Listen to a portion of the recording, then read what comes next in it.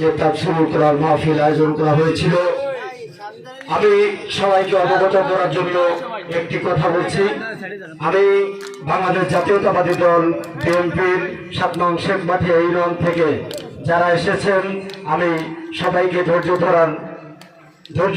ধারণ করার উদারত আহ্বান জানাচ্ছি। আমরা ভুলে যাব না,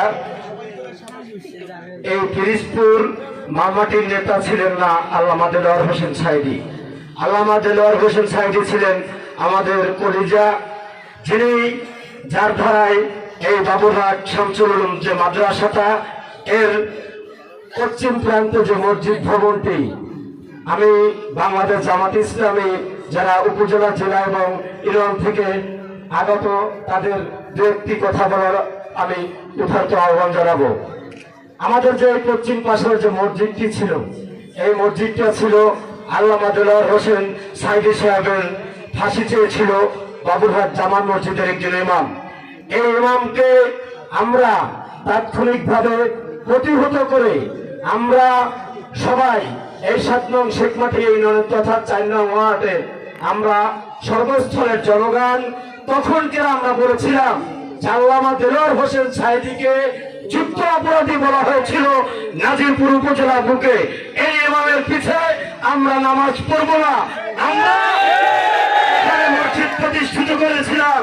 আমি সবাইকে অবগত করতে চাই, আল্লামা দেলোয়ার হোসেন সাঈদীর যে সুযোগ্য সন্তান এখানে এসেছেন, তিনি কিন্তু নির্বাচনের কোন প্রচারণার জন্য তিনি এখানে আসেননি।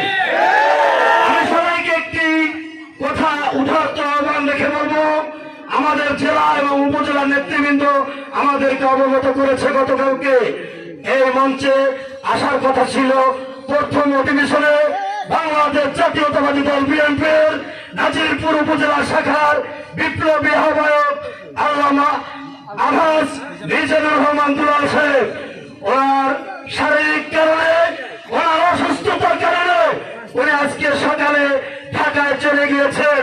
ওনার এখানে আসার কথা ছিল। আজকে যদি মিজানুর রহমান দুলাল, আবু হাসান খান, রফিকুল ইসলাম ভাই যখন এই মঞ্চে যদি আসতো, তাহলে আমরা যে কথাগুলো আমরা বলেছি এটা কিন্তু আমরা কেউ বলতে পারতাম না।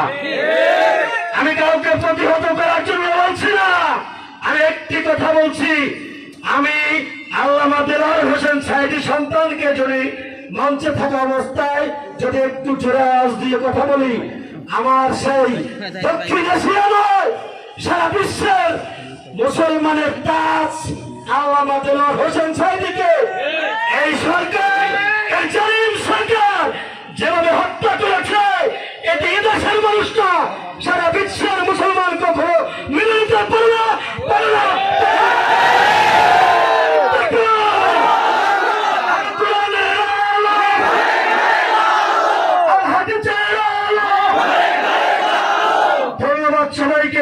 সবাইকে শান্ত থাকার জন্য উদারত আহ্বান জানাচ্ছি।